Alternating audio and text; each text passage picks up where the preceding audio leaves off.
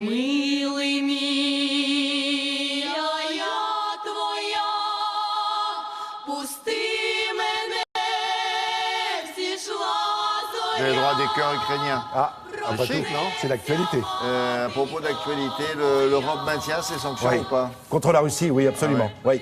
L'affaire ukrainienne n'est pas du tout terminée, si tant est qu'on puisse parler Alors, d'une elle affaire. est évidemment pas terminée, mais ce que l'on ne sait pas toujours, c'est que ça a commencé il y a très longtemps. Il y a très longtemps. Pourquoi cette terre-là est si convoitée par à la Par fois tout le monde. Et oui, les Russes, les Européens de l'Ouest, Oui. etc. Absolument. Alors ça existe depuis la nuit des temps. Je donne juste la superficie pour qu'on voit par rapport à la France. 600 000 km². Nous, on est à 550 000. 47 millions d'habitants pour l'Ukraine.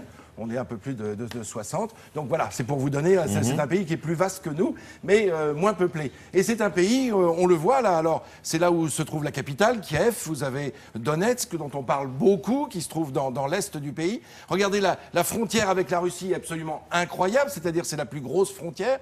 Vous avez la Biélorussie au nord, la Pologne, la Slovaquie, la Hongrie, la Roumanie.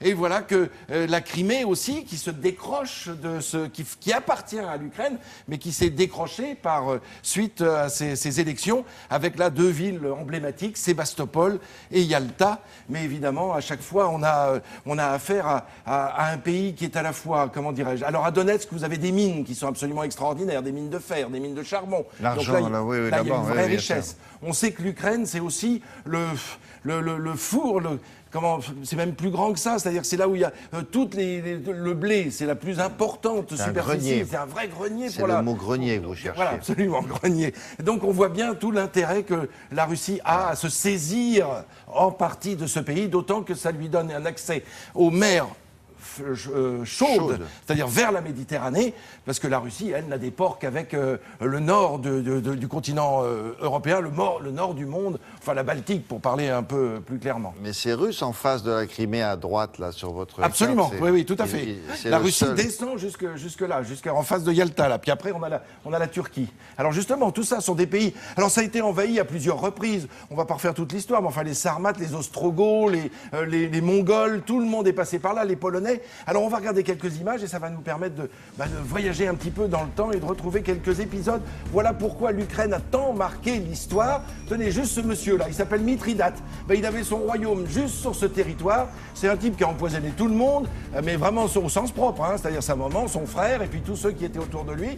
Du coup, lui, il prenait un petit peu de poison de temps en temps pour s'immuniser, d'où le nom de Mithridate, mithridatisé, c'est-à-dire s'immuniser contre le poison. Là, c'est Anne de Kiev. Voilà, deux personnages. Anne de Kiev, elle était reine de France quand même, donc elle vient d'Ukraine et elle est arrivée en France et là, elle va avoir un fils qui se prénomme Philippe. C'est la première fois que ce prénom arrive en France grâce à cette Ukrainienne. Elle s'est mariée avec Henri Ier. Donc ça remonte au XIe siècle. Hein.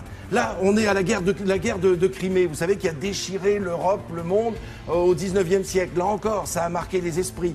1905, le cuirassé Potemkin, avec cette fameuse révolte qui a donné à Eisenstein le motif d'un film mémorable, ce fameux escalier d'Odessa.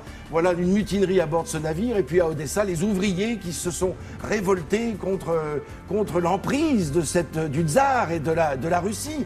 Autre épisode, là on est en 1945, c'est Yalta. On reconnaît Churchill accueilli par Staline au palais Livadia avec la présence de Roosevelt. Ces trois hommes qui se partagent le monde, c'est à Yalta, on l'a vu sur la carte.